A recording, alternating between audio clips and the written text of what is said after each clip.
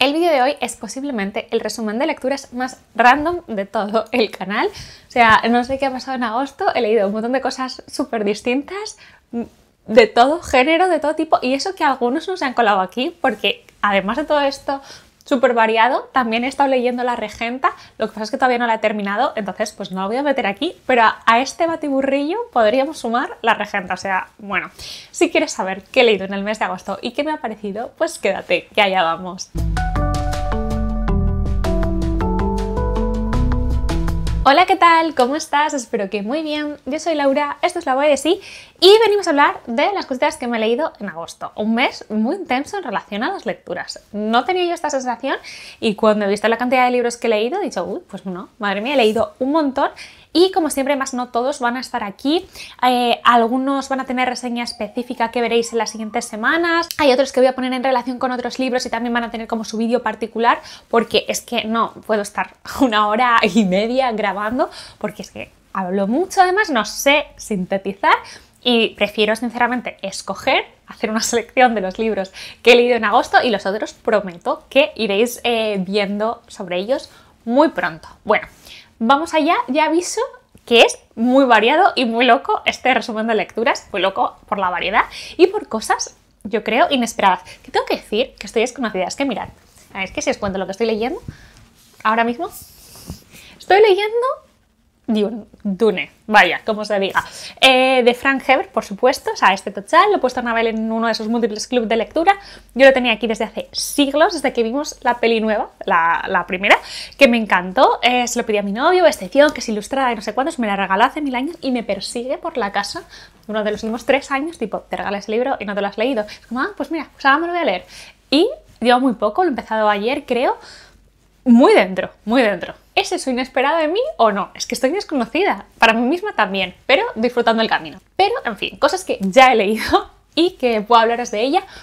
Este libro también lo he leído del club de lectura de Anabel y es Ana de las Tejas Verdes. Yo lo he leído en inglés, la verdad, tenía esta edición que me compré hace un montón de años, no, me la trajeron los Reyes, unas navidades, que me encantaba. Es de Puffin in Bloom. Bueno, dejaré el enlace abajo si se puede seguir comprando, que supongo que sí, sé que tienen como otros clásicos, y es que esto era porque me encantaba, lo quería, o sea, me parecía ideal y bonito para tener la estantería y me lo pedí a los Reyes por ese motivo, porque, tengo que ser sincera, Ana de las Tejas Verdes, mira que todo el mundo lo ama y tal, no es un libro que a mí me interesara especialmente, no me llamaba la atención y de hecho lo leí con ciertas reservas, en el sentido que yo de verdad que pensaba que no me iba a gustar nada de nada.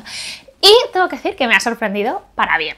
Ana de las Tejas Verdes es una novela de L.M. Montgomery publicada por primera vez en 1908 y nos va a contar la historia de una huérfana de Ana que va a ser adoptada por unos hermanos, un hermano y una hermana, y bueno, pues va a ir a vivir con ellos en un pueblecito de la isla del Príncipe Eduardo y bueno, pasan allí cosas. Este es un libro que hay que leer con algo, cualquier prenda que tenga mangas abullonadas. La verdad, yo estaba bien sin unas mangas abullonadas, ahora las necesito. Como os decía, a mí me ha sorprendido para bien, pero tengo que decir que el personaje de Ana no me ha fascinado.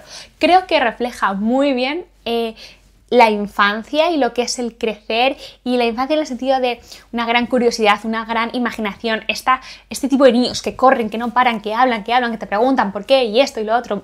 Y eso para mí es una cosa agotadora. O sea, yo leía a Ana agotada. Era, bueno, por favor, ¿se puede callar esta niña? Yo es que empatizaba muchísimo con Marila, que es la hermana que la adopta. Y dice, es que, ¿sabes qué? ¿Cómo aguanta? Es que santa paciencia. Luego el hermano es un personaje... O sea, la verdad que todo lo que sucede en esa casa es muy buen tándem. Matthew, que es el hermano, hace un poco siempre como de poli bueno y Marila hace de poli mala, ¿no?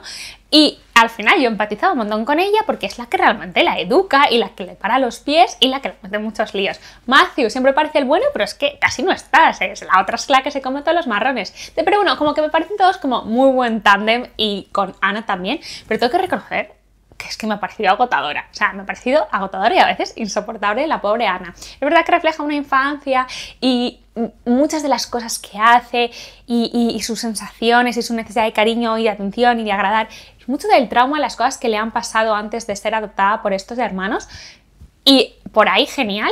Simplemente, oye, pues que no me ha caído del todo bien. Tengo que decir que hacia el último tercio del libro, que ya Ana va creciendo un poquito más, me caía mejor porque estaba un poquito más relajada dentro de sus cosas.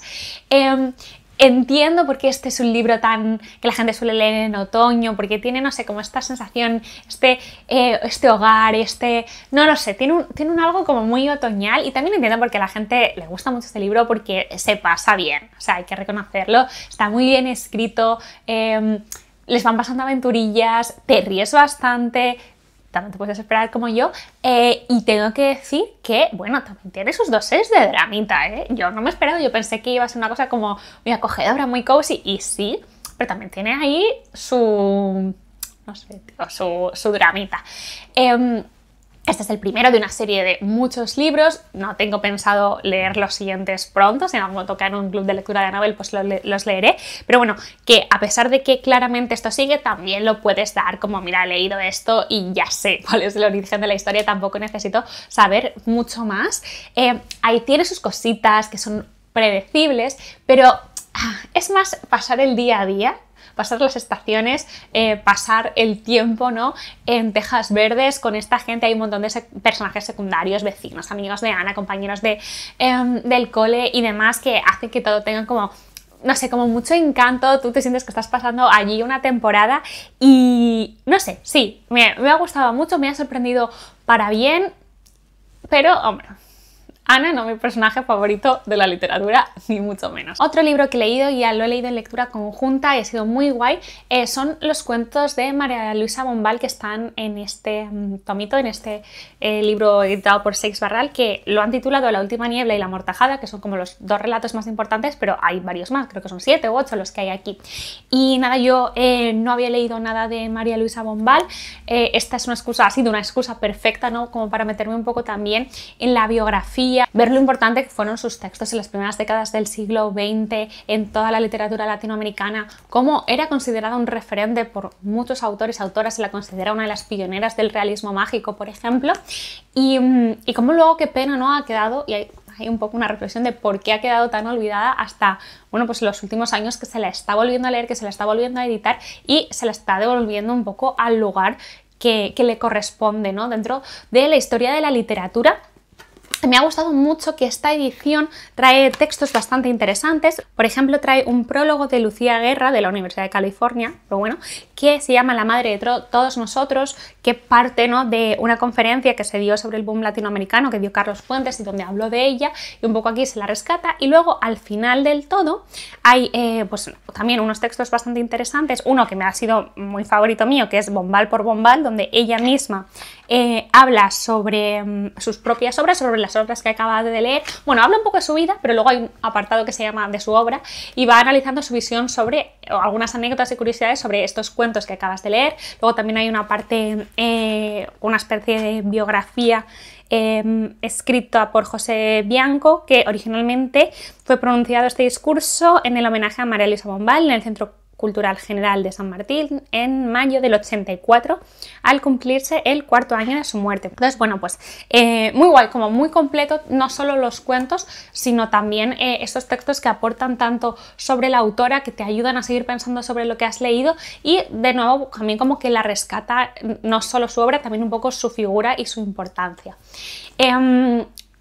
Hay varios cuentos, como os decía, pero estos dos son los más importantes. La última niebla es el primero que se nos presenta, y La amortajada está al final, seguido de La historia de María Griselda, que es un texto que tiene personajes comunes y que ella escribió cuando en Estados Unidos, para la publicación de La amortajada, le pidieron que lo alargara. Entonces están como relacionados. Y luego es verdad que todos los cuentos intermedios son mucho más cortitos, ¿no? El árbol, Trenzas, Los secretos y Las islas nuevas. En concreto, de los más cortitos, El árbol es el que a mí más me ha gustado. Por ejemplo, Los secretos es bastante raro y me gusta porque María Luisa Bombal al final de todo dice como que nadie nunca ha entendido este texto y por eso nadie habla de él, y bien te creo. O sea, puedes entender cosas, pero cuando ella te dice lo que quería escribir, yo me quedo un poco en plan, bueno, pues menos mal que me lo has dicho, porque la verdad que yo no lo había leído por ahí para nada. Las islas nuevas es súper onírico, muy simbólico, de hecho que te quedas un poco como, pero uff, aquí qué acaba de pasar, tengo que leerlo 8 veces, o sea, un poco dificilillo, pero muy guay. Y luego, La última niebla me encantó, e incluso diría que me ha gustado más, puedo decir, como creo que La amortajada es mejor, pero a mí me ha gustado más La última niebla. Aquí lo objetivo contra lo subjetivo. La última niebla es súper atmosférico. Es una historia muy gótica donde tenemos la historia de una chica que se ha casado con su primo. La mujer de su primo ha muerto el año pasado, que era su verdadero amor, y ella va allí un poco como a llenar su lugar. Pues ella tiene un ambiente muy de Cumbres Borrascosas, con un punto de partida parecido a Rebeca, mucho antes de que se escribiera, no sé si es mucho, pero antes de que se escribiera Rebeca. Y luego, bueno, va ahí dándose la mano con muchas otras historias. Cuando lo estábamos comentando era como, wow, no digo que todo el mundo hubiera leído La última niebla, pero que te recuerda, ¿no?, a ciertas cosas. Entonces te va a contar un poco cómo es su vida de matrimonio, bastante infeliz, y ella un día por la noche, después de una cena copiosa y demás, se va a levantar porque está desvelada y se va a ir a dar un paseo y va a tener el encuentro con un hombre. Este va a ser un recuerdo, este suceso que le va a acompañar toda la vida. Y ¿qué pasa? Que va a haber momentos que va a empezar a dudar si eso ocurrió realmente o no, y esto es algo que le va a acompañar hasta muchas décadas después, hasta el final de su vida. Van a pasar muchas cosas. Me encantó. Tiene ciertas cosas. Toma este texto como el de partida porque es el primero que lees y tiene muchos elementos que luego ella va tocando muchas veces en todos sus textos, ¿no? Todos sus textos en general tienen protagonistas femeninas, se trabaja mucho la construcción de la identidad, la intimidad, los mundos interiores, el rol tan asfixiante de la mujer en diferentes contextos, con diferentes personajes, pero un poco siempre se habla de esto. La naturaleza, por ejemplo, tiene un papel muy importante, siempre relacionado con la libertad y con un reflejo de cómo las cosas deberían ser, donde las mujeres de sus textos encuentran refugio, pero también es un poco donde ocurre la magia. Es una naturaleza mística. Muy guay. Y luego La niebla, por ejemplo, que está en el título de La última niebla, tiene mucha presencia también en todos los textos, también la lluvia, bueno, todo esto un poco relacionado con el clima, como digo, muy atmosférico, y que a menudo además está reflejando un poco cómo se sienten los personajes. Y luego, por hablar del otro también muy importante, que es La amortajada, está genial. Y más están escritos bastante cerca en el tiempo estos dos textos, aunque uno se nos presente para abrir el libro y otro para cerrarlo. La amortajada está contado desde el punto de vista de una mujer que ha muerto y de hecho ella la están velando. Y ella ve desde allí a la gente que se va acercando a ella, a despedirse, ve los sentimientos que tienen y ella más pues va haciendo un poco resumen de su vida. Bueno, no solo resumen de su vida, sino va recordando los momentos clave de su vida, cómo se siente en relación a esto, y podemos ir viendo un poco cuál es su balance en relación a cómo ha vivido, de qué se alegra, de qué se arrepiente, que le hubiera gustado que fuera de otra manera, quiénes fueron realmente sus grandes amores, ¿no? Al final, cuando ella hace balance, muy interesante. Y además, mientras ella está allí todo el rato, está la muerte llamándola, ¿no?, de diferentes maneras. Ahora mismo estás como en un mini limbo, estás como despegándote de tu cuerpo, pero tienes que pasar, ¿no? Tienes que trascender a lo siguiente, y cómo va cambiando su relación con la muerte en esas horas que dura el velatorio hasta que la entierran. Además, como os decía, esto está conectado con el siguiente relato, que es el que cierra el libro, que se llama La historia de María Griselda, y sí que ya se nos adelanta en La amortajada que María Griselda es una mujer guapísima, bellísima, pero que está encerrada por su marido en un fundo en el sur. El marido de María Griselda no es otro que el hijo o uno de los hijos de La amortajada. Y María Griselda está como lo fascinante, como con todo el mundo queda extasiado a su alrededor, que ella ni siquiera se refiere a su hijo como es su hijo, sino como el marido de María Griselda. Y es un personaje muy guay cuando estás leyendo, a pesar de que no sale. Entonces, cuando ves que el siguiente relato va sobre ella, es como wow, bien, yo también he caído en sus redes. Una escritura increíble, muy envolvente, muy te lleva donde quieras, muy original en muchas cosas, muy guay, en verdad, os la recomiendo un montón. Si os gustan los cuentos, darle por aquí porque es fascinante. A mí es que yo soy muy de relato, es algo que disfruto mucho. Vale, vamos allá a por otro libro del que Me muevo entre extremos. Os cuento, estoy hablando de Capturó el castillo de Dodie Smith, editado por Trotalibros muy recientemente. Esta es una novela de 1948. Dodie Smith es también la autora de Los 101 Dálmatas. Me encantó, no sabía que era un libro fascinado. Amo Los 101 Dálmatas. Este libro sufro, ¿vale? Porque tiene como dos partes claramente diferenciadas y a mí la primera parte me encantó, o sea, es que me lo está dando todo, o sea, yo le hubiera dado 5 estrellas, hubiera estado en mis mejores lecturas del año, o sea, es como, yo vivo en la primera parte del libro y por eso nunca voy a poder hablar mal de este libro ni decir una cosa mala, porque me pareció fascinante. Está ambientada en una parte así rural de Reino Unido en los años 30 y tenemos a una familia venida menos. Tenemos un patriarca, el padre, que fue un gran escritor de un libro, ¿vale? Un libro ha sido súper famoso, muy famoso en Estados Unidos, él viajó mucho, daba conferencias y tal, y nunca más volvió a escribir. Pasó una cosa en casa, pero no se sabe muy bien si realmente eso tuvo que ver con que dejara de escribir o no. Ahora vive en el mismo castillo de la familia, metido allí arriba en su despacho, y se le ve un tipo rarísimo. Un tipo que entre mí hace gracia y tiene todas las red flags que se me pueden ocurrir. Esta es su mujer, que es con quien se casó él después de que la madre de los hijos pues falleciera. Esta es una mujer como muy divina, muy elegante, es modelo, una mujer como muy moderna, pero que al mismo tiempo, pues por amor ha abandonado pues la gran ciudad y todo lo que ella podría llegar a ser para estar allí y dedicarse bastante a la casa, a los niños, o a los niños, a los hijos que ya no son tan niños, y a los cuidados de ese marido que realmente no está bien, una persona encantadora.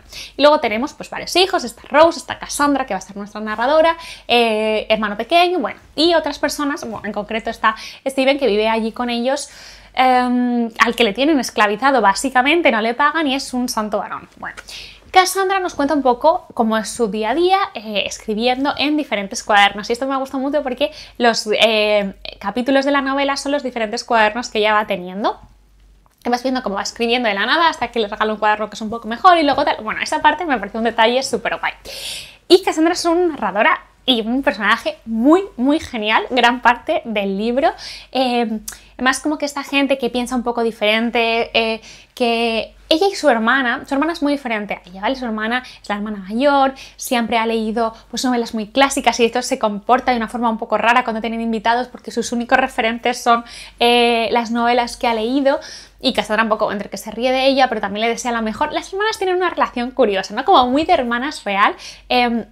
Además, como que todo es bastante gris porque se las tienen que estar todo el rato componiéndoselas porque viven una situación muy, muy precaria en un castillo que está en ruinas. De verdad es que no tienen nada. Es como, por favor, esta pobre gente, ¿cómo va a sobrevivir? Entonces, bueno, pasan una serie de cosas, entre ellas que hace tiempo que no pagan el alquiler y las personas que han heredado ese castillo y que vienen de Estados Unidos, pues empiezan a conocerles, empiezan a tener relación, se muere una tía lejana de ellas y heredan un montón de abrigos de pieles, van a Londres, bueno, pasan como cosillas muy divertidas. O sea, tiene escenas que yo me reía en voz alta, os lo prometo. O sea, estaba encantada de este libro, me lo estaba dando todo. ¿Qué pasa? Que, bueno, llega un momento de la novela que se convierte en algo más parecido, en vez de estar en estas loca familia, ¿no? En este ambiente, se convierte en algo más parecido como a una comedia de enredos, algo que quiere tender a lo romántico y demás. Entonces, es verdad que esa parte, para mí, flojea bastante, perdió todo mi interés, y esto sí que es una cosa como muy subjetiva mía, que no me interesan tanto ese tipo de historias. Entonces, claro, venía de una cosa que estaba genial, entonces como que para mí fue flojeando mucho. Además, es verdad que esto está escrito en el 48, que es otro momento, pero claro, leído desde 2025 hay cosas que te chirrían mucho. Por supuesto, las pones en contexto y demás, pero que para el tipo de personaje que estaban construyendo con Cassandra, con su hermana y con otros personajes, como que el cierre no me gustaba, no me parece, es como, Dios mío, me lo han cambiado, es otra persona. Que puede ser, porque cambiamos, crecemos, tomamos otras ideas, lo que crees que no va a ser para ti de repente es lo que más deseas. Muy bien, Cassandra, tú cambias, pero a mí como lectora me interesaba mucho más esa primera parte. Además, en esta mitad es más predecible. Entonces, bueno, he tenido sentimientos encontrados. Este libro me acompañó mucho en mis lecturas de piscina, me lo pasé muy bien. Simplemente me dio pena, no puedo decir que no me ha gustado, si le tuviera que dar estrellas que le daría un 3,75. O sea, que lo he disfrutado mucho. La parte que he disfrutado, la he disfrutado muchísimo. Pero tengo que ser completamente sincera y hubo partes que me quedé un poco como, jo, jo, ¿no?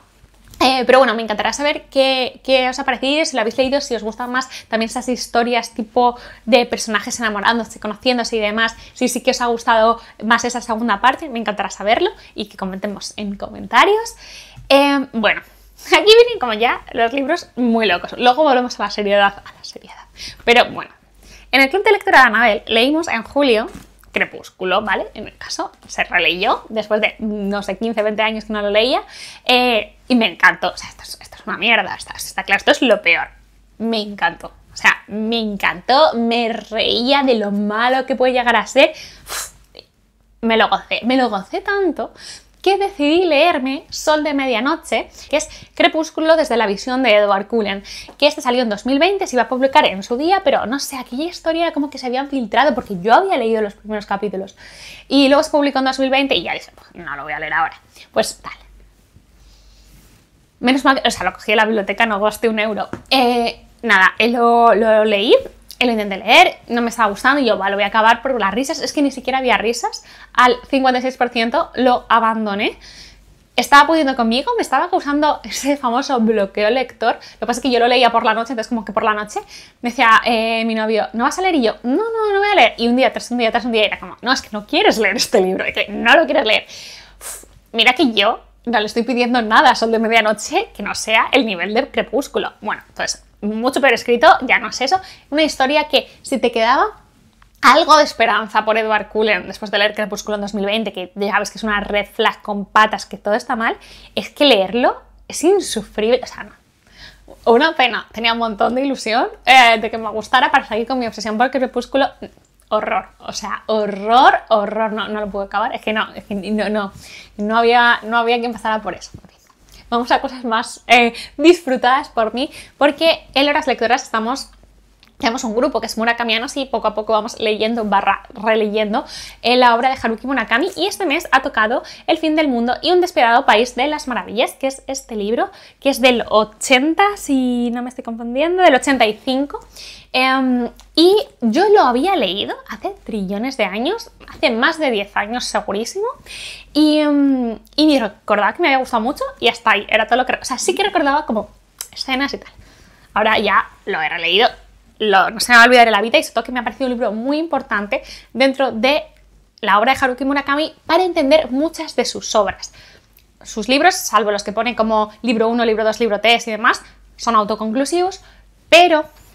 Sabéis que yo creo que hay un Murakamiverse, yo y mucha gente creemos que hay un Murakamiverse, hay ciertas cosas que unen las obras de Murakami, hay ciertos escenarios que se repiten aunque en las novelas no tengan nada que ver, y muchas veces Murakami, que trabaja mucho la división del yo y le gusta mucho tratar sobre el subconsciente y demás, ciertas cosas que parecen fantásticas, oníricas, sueños, en muchas de sus novelas no se explican, no son explicitadas tampoco, y eso es algo que a mucha gente no le termina de cuadrar, que quiere un poquito más de explicación, ¿qué tal? En este libro se da la explicación que te permite leer muchas de las obras de Murakami. Una vez tú lees esto, tú, si lo necesitas, ya puedes apoyarte en lo que has leído aquí para entender muchas de sus obras. Aquí tenemos una cosa que es muy clásica de Murakami, que es capítulos pares te los narra una persona, capítulos en pares te los narra otra persona. Personajes diferentes. Entonces, por un lado vamos a tener unos capítulos que se llaman Un despiadado país de las maravillas, y por otro lado vamos a tener capítulos que se llaman El fin del mundo. Entonces, los que se narran en El despiadado país de las maravillas, sobre todo al principio es una mezcla para mí entre una especie como de thriller psicológico mezclado con Severance, ¿vale? Para que lo entendamos ahora. Severance, la serie esta de Apple TV, que es cuando te metes en el trabajo, a la gente le hace un chip y entonces tiene como dos personalidades separadas. Y luego también un poco de 1984, ¿vale? Esa parte. Entonces, empieza cuando el narrador, que es un señor que trabaja para algo llamado El Sistema, y él es, no me acuerdo, como calculador o algo así, es como una especie de matemático, ingeniero, no sé, creo que se llamaba calculador. Está en un ascensor, que no notas si va hacia arriba, hacia abajo, como ya se le empiezan como a distorsionar los sentidos, y está allí para ir a hacer un encargo. Se encuentra con un misterioso científico que le manda a hacer un procedimiento prohibido para hacer no sé qué, una cosa es como súper locas, y entonces tú vas ahí como go with the flow, en plan, ¿vale? Hasta donde me lleves. A este señor le van a encargar hacer un procedimiento que muy pocas personas pueden hacer, que está prohibido, pero este señor tiene los permisos. Y nada, va a estar acompañado de su nieta, de este señor, que es un científico con unas ideas muy locas, y le va a hacer este encargo extraño, él va a volver a su casa, le van a mandar un regalo, lo va a abrir y va a haber una calavera de unicornio. O sea, así os lo dejo. Y las cosas que pasan en los capítulos del fin del mundo, tenemos a un narrador que se encuentra en un sitio que es una ciudad que está rodeada por una enorme muralla, y a él le dicen que tiene que ir a la biblioteca, que allí es donde él tiene que cumplir su trabajo, que es ser el lector de sueños. Si habéis leído los libros de Murakami, todas estas cosas tienen que sonar porque salen en otros libros. Y él va allí y nada, empieza como a preguntarse cosas, en plan, ¿qué hago aquí? ¿Cómo he llegado aquí? ¿Quién es esta gente? Empieza a hacer un trabajo que no entiende. La gente que hay por allí, todos parecen NPCs, no sé, es todo muy extraño. Y van a ir pasando cosas en ambos tipos de capítulos y vamos a ver cómo se relacionan, si son historias que no tienen nada que ver las unas con las otras, si no, tal. Según los libros de Murakami que tú hayas leído cuando llegues a este, vas a ver si vas a ver cosas antes que si es el primer libro que lees. Son experiencias totalmente diferentes, ambas súper válidas, ambas muy divertidas. Me parece uno de esos libros clave en cualquier biblioteca de personas lectoras de Murakami, porque es un libro al que vas a volver a consultar, estoy bastante segura. Creo que es el libro de Murakami que tiene más sensación de ser un pasapáginas, porque tiene partes que son como casi thrillers. Es un libro de los 80, también se notan algunas cosas, sobre todo de cara a la representación de las mujeres, no siendo Japón nunca, ni siquiera a día de hoy, una sociedad especialmente feminista, pero sobre todo que tenemos aquí personajes masculinos que están reflejando un sentir que no necesariamente es el del autor. Muy divertido este libro, o sea, te lo puedes leer, te lo devoras como un thriller, como una novela de aventuras, como una cosa ida de olla, todo encaja. En este libro hay respuestas, ¿vale? En este libro, para mí, está todo muy cerrado. Me parece un final potentísimo, el final es digno de club de lectura porque puedes charlar 3 horas si tú quieres, solo de cómo se resuelve todo, de cómo se ha llegado hasta allí, si te ha gustado, si no te ha gustado, de qué lleva, de qué mueve a todos los personajes a esas decisiones finales. Muy guay, es un libro para leer si queréis sacarle todo su jugo, súper atentos. O sea, estaba antes leyendo cosas del primer capítulo y yo en plan, que esto estaba aquí en el capítulo 1, ¿what? O sea, estaba yo flipando, muy guay. Me encanta Murakami, ya lo sabéis, pero es que este libro me ha parecido súper guay. Sube en mi top, a mi top de libros. Siempre recordaba que me ha gustado mucho, pero es que claro, muchos de los libros de Murakami no los releo desde hace 12, 15, 10 años. Entonces, claro, ahora que estoy volviendo a ellos, hay un punto de casi leerlos por primera vez. Aquí yo me acordaba de detalles, pero no tenía ni idea de la trama y ha sido absolutamente fascinante. Este libro tiene mucho que ver con el último, con La ciudad y sus muros inciertos, ¿vale? Murakami cuenta al final de La ciudad y sus muros inciertos, que hay un epílogo que escribe él, donde te explica que él tiene una idea de una cosa que le ha ido persiguiendo durante años y que lo escribió en relato, lo escribió aquí y luego lo ha ido tocando en varias de sus novelas y ahora por fin una idea que nunca había conseguido plasmar, lo consiguió poner en La ciudad y sus muros inciertos. Hay capítulos que son prácticamente iguales, pero dentro del libro tienen significados muy distintos. Para mí hay que leerlos todos, pero cuestión de gustos. Vale, no nos vamos de Japón porque he leído este libro que tenía un montón de ganas cuando salió hace creo que ya 2 años y me dio por la luz de verano. En fin, que es El hijo predilecto de Yuko Tsushima. Esta autora también tiene en Impedimenta un libro que se llama Territorio de Luz, que pues no sé si he hablado de él en el canal, mencionarlo seguro, pero bueno, tengo reseña en Instagram que me gustó muchísimo y este me ha gustado por lo menos lo mismo que me gustó el otro. Esta es una novela del 78 que nos va a hablar del rol de la mujer en el Japón de ese tiempo, pero no del rol de la mujer en general, sino cómo era ser una mujer soltera, cómo era ser una mujer madre soltera en el Japón de los 70, en el Tokio, en una ciudad grande, ¿vale? Vamos a decir, no creo que esto se pudiera aplicar exactamente igual en el rural. Y a pesar de ser una ficción, sí que tiene ciertas cosas de autoficción porque ella sí que fue madre soltera y además hay En sus novelas tú siempre ves que hay padres ausentes. Su padre fue ausente en su vida. Su padre fue el escritor Osamu Dazai, que escribió, por ejemplo, Indigno ser humano, que a mí me gusta mucho. Y él se quitó la vida con una amante, se lanzaron a un puente de Tokio unidos por un hilo rojo, o sea, todo como muy performático. Y dejó a la madre de la autora y a ella y a sus hermanos, ella tenía 2 años, en una situación muy peliaguda, de mucha precariedad, con una pues, muy mala sensación alrededor, imaginaros. Entonces, bueno, siempre los padres no tienen el mejor papel en sus novelas. Y aquí nos va a hablar de una protagonista que se llama Coco y ella es una persona, o sea, es un personaje brutal, súper real, súper gris, que hace muchos de sus pensamientos y de sus comportamientos la convierte en alguien muy atemporal, o al menos no sé si atemporal, pero alguien que podría vivir en nuestros días, porque trae a debate temas que están absolutamente candentes ahora en España. O sea, que esto en Japón todavía debe ser absolutamente rompedor, porque bueno, Coco se atreve, podemos decir la palabra atreve, es muy egoísta, comete muchos errores, pero bueno, se atreve a ponerse a ella por delante de sus hijos, ¿no? Que esto es una cosa que no se escucha en general. Ella, una de las cosas que además la separa mucho de su hija y de su familia y su tal, es que ella siempre se pone primero.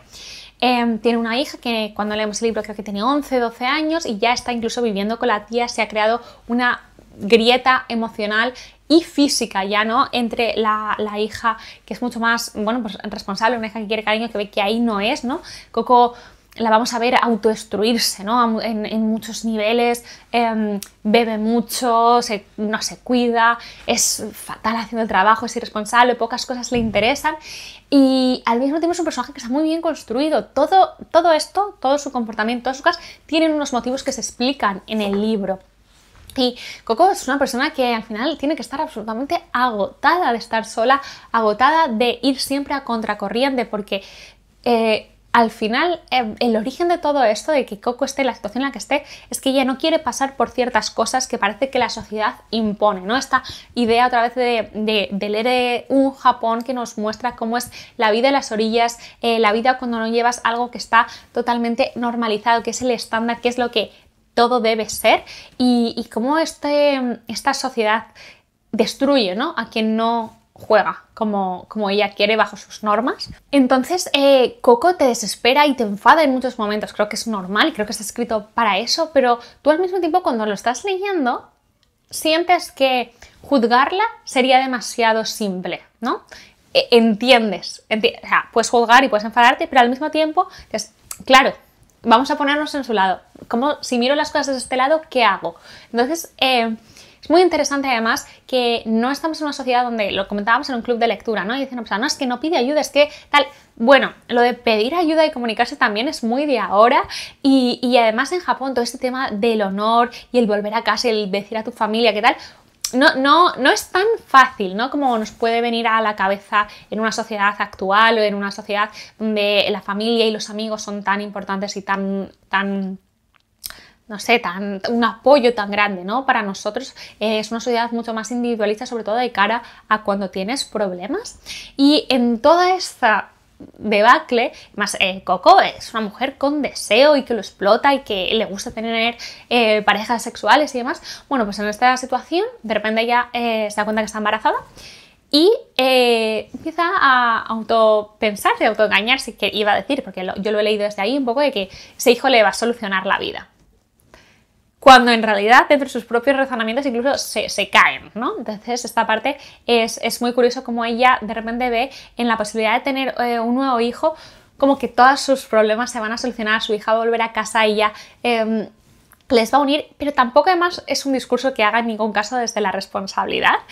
Es muy curioso este libro, te hace mucho ruido en la cabeza, piensas muchísimo, te hace reflexionar, te mueve, te incomoda. No es una lectura que tú leas y te pase pues así como si tal cosa, la disfrutas y ya está. Es una lectura que te cala y que te hace estar incómoda, ¿no? Como la ropa mojada y te obliga a hacer algo con respecto a esto y eso para mí ha sido lo mejor.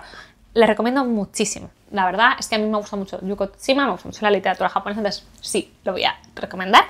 He leído una novela gráfica súper linda, se llama Amalia, una madre incorregible, está editado por Lumber y son textos de Alejandro Palomas que están ilustrados por Carolina de Prada. Yo no he leído a Alejandro Palomas, me lo ha recomendado muchísima gente, Irene misma, ¿no? De Matar un lector un montón, a ella le encanta y no ha caído en mis manos. A mi madre le gusta mucho, si no me equivoco, tiene varios libros.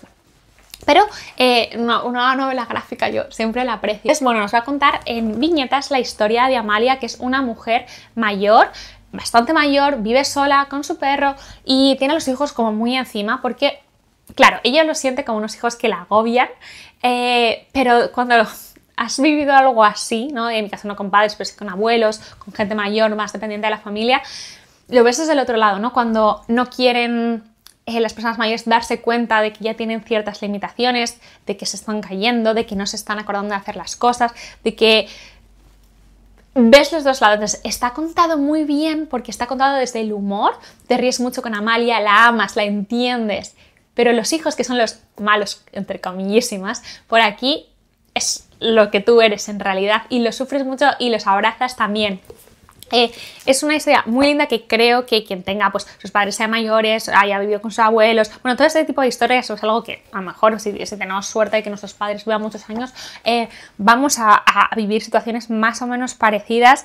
Me ha gustado mucho también que esté desde el punto de vista de Amalia, porque muchas veces cuando pasa este momento en el que nos convertimos en los padres de nuestros padres, los padres de nuestros abuelos o demás, ya tenemos ese papel de cuidadores y como que les invalidamos cualquier tipo de pensamiento o de idea hay partes que no hace falta que estemos ahí, ¿no? Que todavía pueden hacerse. Entonces como llevarlo al otro lado y cómo ella se siente y cómo también a veces se parece a una niña, ¿no? Cómo engaña, cómo hace... No lo sé. Es muy bonito, de verdad, os lo recomiendo mucho. Yo me he reído mucho, pero es verdad que también te toca pues partes más sensibles y partes que te ríes, pero no, ¿sabes? No lo sé. Muy bonito, la verdad, me lo leí en un par de tardes porque son viñetas, o sea, lo vas pasando y demás, pero esos libros que sabes que se te quedan un poquito dentro y que te recuerdan cosas y qué tal, entonces, pues bueno, depende de cuál sea tu sensibilidad, depende de cuáles sean tus vivencias, depende si te apetece recordar esas cosas o no, pues te recomendaría este libro, ¿no? Yo desde luego lo he disfrutado mucho, me ha parecido muy encantador y lo voy a guardar con mucho cariño en mi corazón y en mi biblioteca y sí, acabaré leyendo desde luego a Alejandro Palomas. Y voy a acabar por una de las lecturas también más random del mundo, porque me he leído El asistente del villano, y no solo eso, es que me he leído también Aprendiz del villano, que es el 2. En realidad este ya lo he leído en septiembre, pero bueno, estoy grabándolo ahora, así ya hablo de ellos. Libros que yo no tenía nunca pensado leer, ni siquiera conocí, si tengo que ser sincera. Igual me sonaba haberlo visto por ahí, pero tal. En un club de lectura de Anabel, varias personas que lo habían leído lo estaban comentando, diciendo que se estaban riendo muchísimo, les encantaba y a mí me pica la curiosidad. Y además estaban en audiolibro en Storytel, creo que los he escuchado. Y me los puse y me han hecho el mes de agosto. O sea, me he divertido infinito. O sea, así sí. O sea, yo la zona de confort ya no la conozco. Está claro que cada vez que pruebo cosas nuevas tiende a salir bien, así que ¿por qué no? Este está ambientado pues en un mundo de fantasía. En mi cabeza es el mundo de Shrek, ¿vale? O sea, como ese ambiente medio medieval, pero mágico, pero... O sea, a mí el asistente del villano está ambientado en el mundo de Shrek, ¿vale? Y tenemos una protagonista que se llama Ivy, que ella, bueno, pues su madre pasó un incidente muy dramático que os va a contar el libro en algún momento, no está, el padre está muy enfermo, entonces está ella un poco con un montón de carga a mano de mantener a la familia, a su hermana, que está estudiando todavía, que es pequeña y tal. ¿Qué pasa? Que ha perdido su trabajo en una herrería, también vamos a aprender por qué, y un día pues está en la feria de trabajo, está volviendo a casa, no sé qué, y pues un encuentro casual con el villano que vive a las afueras del pueblo, que lleva años haciendo cosas muy malvadas, tal, no sé qué, no sé cuántos, todo el mundo le teme. Pero ¿qué pasa? Que al principio ya no sabe que es el villano, porque el villano siempre lo han pintado como un tipo feo, viejo y no sé qué, y de pronto el villano es un maromo guapísimo, estupendo, que todos le queremos. Entonces, bueno, ella que no se calla, no sé qué, no sé cómo le acaba diciendo que necesita trabajo, y el otro pues le dice que bueno, que sí, que trabaje para él, que vaya a su mansión y que allí apañen. Y entonces nada, así se convierte en la asistente del villano, / secretaria, / unas cosas. Esto ella, por supuesto, lo tiene que ocultar muchísimo porque, claro, ¿cómo le va a decir a la gente que está trabajando para el enemigo número 1? Muy fuerte. Entonces, bueno, muy divertido. Ella trabaja allí, en la oficina, donde los días malos hay un montón de cadáveres, cabezas colgando. El rey tiene en su despacho a una rana que era un antiguo príncipe que se llama Reimundo, que lo amo, solo se comunica con un cartelito que tiene y solo pone una palabra. Va cambiando, o sea... Tienen este punto, ¿no? de romance, si no hay un romance ahí que tú ves que esto se va a poner, pero yo os juro que en este libro solo pensaba, por Dios que se besen, o sea, por favor, o sea, vale lo de cocerlo a fuego lento, pero por favor, yo necesito esto. El segundo libro me ha gustado mucho también porque no están separados, o sea, no son autoconclusivos, o sea, según se acaba el primero empieza el segundo y estoy esperando al tercero que creo que sale este otoño. A mí me lo está dando todo, la verdad, eso es todo lo que tengo que decir, se está gozando un montón esta historia, mira que hay cosas que pueden llegar a ser predecibles, otras muchísimas no, pero yo, es que, ¿sabes cuándo un libro te pone contenta? Es que dices, que solo quiero leer esto, que es en plan, acaba el primero y tenía, no sé qué tenía que leer, que había un club de lectura que lo tenía ya en nada, y era en plan, es que no quiero, es que solo me quiero leer esta historia y cuando me la acabé, el segundo fue como... Quiero más, es que los quiero mucho a todos los personajes, todo el mundo es encantador, todo el mundo es majísimo, el villano es muy poco villano, o sea, sí es villano, además tiene ahí una cruzada contra el rey, ¿no? Que es, ay, el rey, la figura, el salvador del pueblo, o sea, que tú ves desde el minuto 3 que ese rey es más malo, o sea, no sé, que Satán. Y ese villano lo quiero muchísimo, quiero mucho a estos dos protagonistas, o sea, deseo que estén juntos, deseo muchas cosas. Yo no tenía este momento de shipear tanto una pareja, no sé, desde nunca, desde Crepúsculo, o sea, por favor, me lo estoy gozando. O sea, me encanta que mi zona de confort haya sido martilleada, ya no existe, está rota, hemos ampliado y estoy disfrutando un montón de cosas. Por favor, si hay algo que sea rollo el asistente del villano, recomendármelo. Muy importante que no sea nada tóxico, o sea, odio los romances tóxicos, que sea divertido, que sea buen rollero como esto, o sea, por favor, me lo he gozado muchísimo. Recomendadme cosas porque estoy deseando salir por aquí. Y nada, estas son todas las cosas que he leído en el mes de agosto. Es mentira, no son todas, pero ya sabéis lo que quiero decir. Espero que alguna te haya llamado la atención. Si has leído alguno de estos libros y te apetece comentar, por favor déjamelo en comentarios y charleteamos por ahí. Cuéntame si no cuál ha sido tu mejor lectura de agosto, deseando cotillarlo, porque chismosa, ya lo sabéis. Y nada, te doy millones de gracias por ver este vídeo hasta el final. Espero de verdad que te haya gustado. Deseo una muy buena semana y nos vemos en el próximo vídeo. ¡Hasta luego!